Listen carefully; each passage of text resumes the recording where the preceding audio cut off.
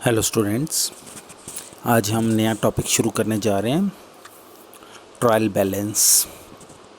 ठीक है, तो पहले देखेंगे ट्रायल बैलेंस क्या होता है। Trial balance is a statement summarising the closing balance of all the ledger accounts prepared with the view to verify the arithmetical accuracy of the ledger posting. In trial balance, all the ledger balances are posted either on the debit side or credit side of the statement.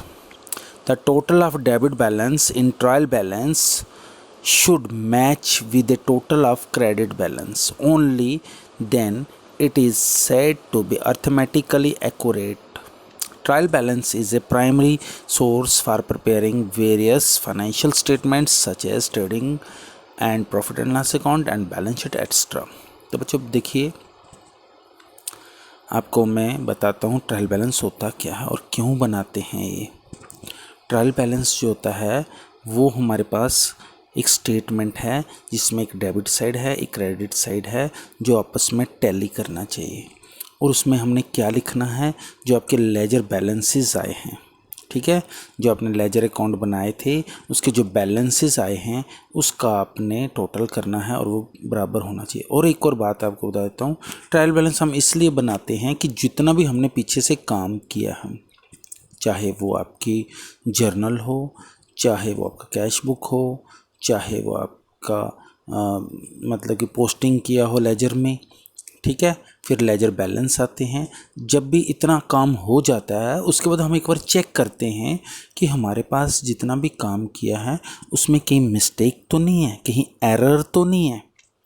उस error को identify करने के लिए हमको trial balance बनाना पड़ता है। अगर तो हमारा ट्रायल बैलेंस जो है वो इक्वल आ रहा होगा दोनों साइड से, तो इसका मतलब कि हमारा काम ठीक है। अदरवाइज़ हमको फिर पूरा चेक करना पड़ता है कि हमने मिस्टेक कहाँ कर दी। ठीक है, इसलिए हमको ट्रायल बैलेंस बनाना पड़ता है। तो अब आप लोग देखिए ज़रा, लेजर अकाउंट का कौन सा अमाउंट कहाँ लिखना है।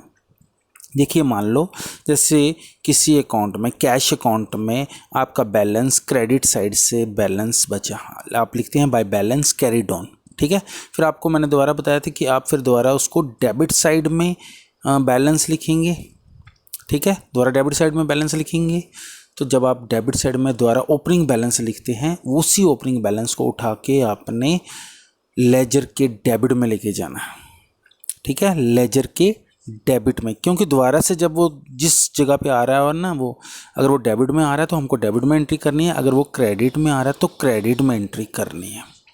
ठीक है, ऐसे अगर किसी अकाउंट का बैलेंस डेबिट साइड से बचा था कैरीड ऑन, फिर हमने दोबारा से ब्रॉड ऑन उसको क्रेडिट साइड में लिखा था, तो जब हमने क्रेडिट साइड में लिखा था तो उसको हम उठा के ट्रायल बैलेंस के क्रेडिट में लिखेंगे जाके। ठीक है, अभी हम उसको प्रैक्टिकली में क्वेश्चन जब करेंगे आपको और ज़्यादा क्लियर हो जाएगा।